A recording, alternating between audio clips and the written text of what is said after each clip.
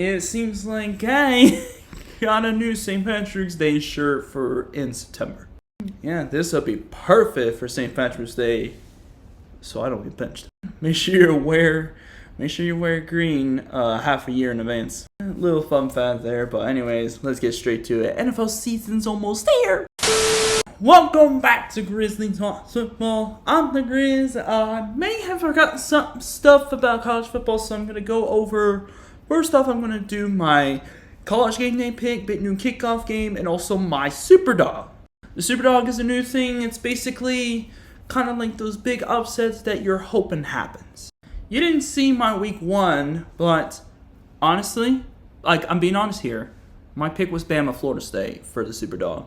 So I ended up winning that. And now, week 2 Superdog, you guys will see it first. So after the college, those 3 predictions, I'm going to head over to fantasy football and I'm going to reveal the team that I drafted last night. I was the number 1 pick in advance, just so you know. And finally, we are headed to our week 1 predictions. For the first time this season, let's go. Now, if you haven't already, make sure you head over to the description where you'll find the season 2 playlist. You'll have it for all the episodes up to this point, so you're all caught up, and you also have it for future episodes. Also, do not forget to hit the red subscribe button and hit the notification bell so you don't miss a single one of my videos. It helps the channel a lot as well. Without further delay, let's go predict some college football games. The first game I want to discuss is College Game Day. That will be in Oklahoma Memorial Stadium, Gaylord Memorial Stadium if you want to call it that, in Norman. Obviously, it's between the Michigan Wolverines and the Oklahoma Sooners. I think this game is kind of even. You got coaches who are pretty disappointing. Got brand new quarterbacks. One of them is a veteran. The other is a true freshman. And it's going to be really tough because Michigan, they've had a lot of success in the past couple years, but they no longer have Jim Harbaugh, and they're also under sanctions because of the sign stealing scandal. On the other side, you got, John Mateer getting a pretty nice transfer portal class, but unfortunately, they don't have a great head coach. I know Venables, he's not the worst coach in the world, but 2 of those seasons in the last 3 years for Oklahoma, not a good look. I am hoping Oklahoma is just like a every other year thing for Oklahoma, but I'm predicting the Sooners to beat the Wolverines, have a little hot start to start the year.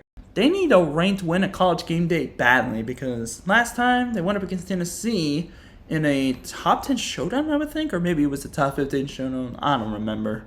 But Oklahoma lost that game pretty convincingly. Hopefully they'll be able to, withstand the Michigan attack. The score, I would think, is going to be 30-27. It's going to be high scoring. It's going to come down to defense, and Oklahoma's defense will be clutch in the end. Next up, the big new kickoff game. It's the battle for the Cy-Hawk between Iowa and Iowa State. This one's an easy one. I like Kirk Ferentz. He's been with the program for a long time at Iowa, but unfortunately he's not getting any younger. I got Matt Campbell and Iowa State winning the Cy-Hawk again. It'll be, I think this is either the 2nd or 3rd straight year that Iowa State has won it. I think this might be 2nd straight, if it happens. Has a really good start right against the ranked Kansas State. They actually beat up on their week 1 opponent, but they're going to really show Iowa who's the better team in the state. So yeah, I do have the Cyclones winning. Score, I think, is going to be 23-3. And finally, I'm going to tell you guys about my Superdog for this week. Yeah, I'm going big here. The spread for the Kennesaw State against Indiana is 35.5. I am actually willing to take that chance. Hey man, any given day, anything can happen. And after seeing these 2 teams play their first games, Kennesaw State against Wake Forest and Indiana against Old Dominion, I think Kennesaw State's got a good shot. Sure, Wake Forest is ass, and Indiana's not much better from the looks of it. Maybe Kennesaw State doesn't have a chance as maybe I thought, but I'm still willing to take the risk. It's going to be an upset nobody expects. I am seeing Kennesaw State getting their first win against the Power 4 opponent in their history, and it's going to be against a ranked opponent. Roll Owls, it's going to be a 28-27 type of situation for me. Call me crazy, but the people that you call crazy end up being right in the end, sometimes. I'm looking at you, Jerry, as probably one of the dumbest owners ever. Anyways, that is all for the Superdog Big Noon and Game Day picks. Let's move on to the fantasy team. So here we go. Of course, I'm in a 12-man standard league with, the number 1 overall pick, like I said before. Here is my lineup for this season. As the starters, we got Lamar Jackson, quarterback, with my 3rd pick. We got Lat McConkey with my 2nd round pick as my starting receiver. Devontae Adams with, I believe, my 5th round pick as the 2nd wideout. Then you got Bijan as my starting running back. He was my number 1 pick. And also David Montgomery. People are saying that wasn't a great pick, but he is the complement to Jahmyr Gibbs on the rushing game. So I think I'm kind of right about some aspects in that kind of department. Montgomery's like the bulldozing back that you really want on your team. My starting tight end is Mr. Swift, Travis Kelce. I had to take a chance on him because I actually believe he's going to improve. Rome Odunze is my flex. I believe under Ben Johnson, I think he's going to have a good season. And my bench consists of Buffalo's Khalil Shakir, the rookie from Green Bay, Matthew Golden, CJ Stroud is my backup quarterback, Najee Harris and Jerome Ford as my running backs, and Pratt Freiermuth as my backup tight end. And, of course, the kicker and defense, I had to get Dicker the kicker as my kicker. And the defense, I decided to roll with Baltimore. One of the teams actually picked the Broncos defense in the 8th round. I picked the Baltimore defense like 3 or 4 rounds later. I do believe Baltimore's going to do great on the rushing defense. I think the passing defense is going to drastically improve, especially with guys like Jair Alexander and Malachi Starks. Let me know on a scale of 1 to 10 what you think of this draft. Anyways, let's move on to what you've been clicking on this video for. Man, it feels good to be doing these again. It's finally here. The Week 1 NFL predictions for the 2025 season has officially begun now. We're kicking things off with the Cowboys and Eagles on Thursday Night Football, with the Eagles unveiling their Super Bowl banner in front of Dallas. Without Micah Parsons, I don't think the Cowboys really have any identity on defense. I think Dak and the offense can keep this game entertaining, but in the end, I think Philadelphia is going to make this a pretty big blowout. 35-17 is where I'm at, and the Philadelphia gets the win over Dallas again. Next up, we got the Friday Sao Paulo game in Brazil between the Chiefs and the Chargers. Sorry, Chargers fans, I can't make the same mistake again like I did last year. For some stupid reason, I picked the Ravens to beat the Chiefs last year in the opener, and the Chiefs ended up winning that game. I think the Chiefs are going to win the opener this time around. It'll actually be an entertaining game. I think it's going to be a 35-31 kind of scenario here. Chargers defense is a little bit unknown. Defensive backs look like kind of the strongest position on that defense for the Chargers, but it won't be enough. If you can't put pressure on Patrick Mahomes, it's GG. And the defense for Kansas City actually looks pretty solid also. Kicking off the Sunday afternoon games at the 1 o'clock slate, we have the Dolphins playing at the Colts. Tua Tagovailoa versus Daniel Jones. This should be interesting. The interesting part about this game is that the Colts are actually favored. To be honest, I feel like the Colts could actually have a chance to beat the Dolphins, as much as I don't think so. Even though the Colts are being favored, I still think the Dolphins are actually going to win this one 24-21. I think the offense led by Tua should be pretty interesting to watch, and the defense is something that I really want to look out for this upcoming season. They were actually a pretty good unit last year. For the Colts, it's kind of the same team, except a couple pieces on defense left. You also got Travis Ward at free agency. You also got Daniel Jones at quarterback, which could be a little bit stingy. So with that being said, I think this will be close, but the Dolphins are going to get the victory. Up next on this slate, we got the Steelers taking on the Jets. Aaron Rodgers' revenge tour into MetLife. Gonna be an interesting game to say the least. First year head coach Aaron Glenn's first game, Justin Fields' first game starting as a New York Jet. You also got Aaron Rodgers' first year starting as a quarterback, at least for Pittsburgh. I feel like both of these teams are kind of the same, to be honest. Like one really good receiver, but average everything else. Except I think Steelers have a better tight end. Jets have a better running back room. And offensive line could go down the middle. But ultimately, I believe this comes down to defense. And I believe the Steelers will win that defensive battle in a, I believe, 16-13 game. TJ Watt's gonna save the day again. Sorry, Jets, but it's just you're the Jets. No offense. Next up, we got the Panthers taking on the Jags. Now, for the reason of that, I do not see Carolina's defense as, a little threat at all. I think the Jaguars are going to win this one 23-20. Should be a good offensive game for both teams, but at the end of the day, it comes down to defense, and Jacksonville's defense, miles better than Carolina.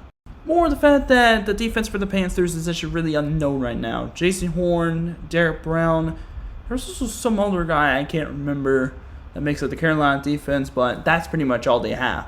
And Leah Cohen's first year as the head coach for Jacksonville should be a nice one for him.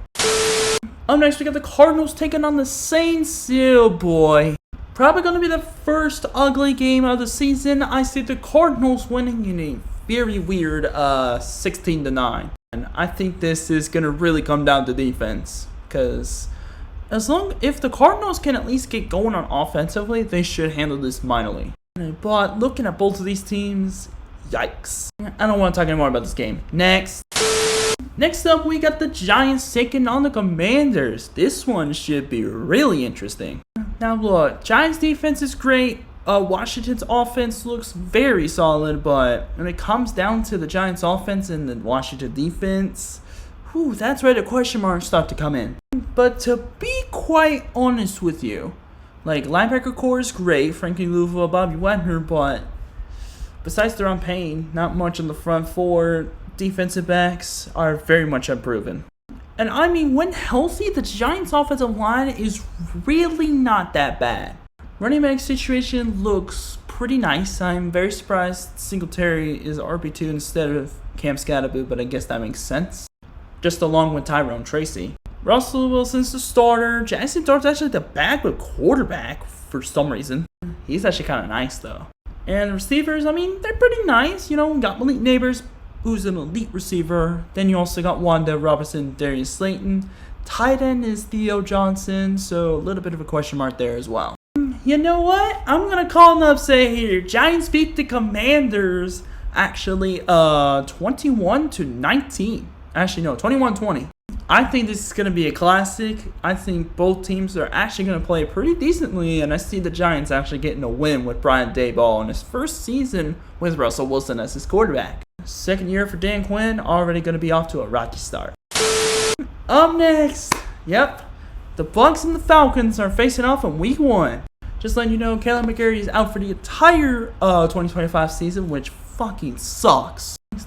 Tristan Wirfs is going to be out for this week, for this game, so a little bit of on our side there, but we got Elijah Wilkinson starting at right tackle alongside Jake Matthews. We were 2-0 last year against Tampa Bay. Am I expecting that to be any different? This could be a little different this year. I think Tampa Bay is actually going to win the shootout. I think it's going to be 31-28 Tampa Bay. Defense could really come into play as well. I think these offenses are very explosive, have a lot of talent. And the defenses, they're going to pretty much be non-existent like the last times we played Tampa Bay. It all comes down to coaching at the end of the day. Up next, we got the Bengals playing at the Browns.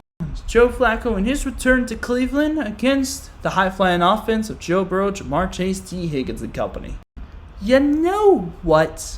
As much as the Browns suck like dog shit, I do understand that. I think the Browns can spark an upset against the Bengals. I'm going to predict a 17-14 ball game. They may suck, but one thing they do have is heart and a nice defense. Something the Bengals lack. The only really great player for the Bengals defense is Trey Hendrickson. That's it. I think Browns have enough of the tools that they absolutely need to be able to win this game. Putting pressure on Joe Burrow, having an offense do whatever the hell they want. I think the Browns can absolutely upset the Bengals in Week 1.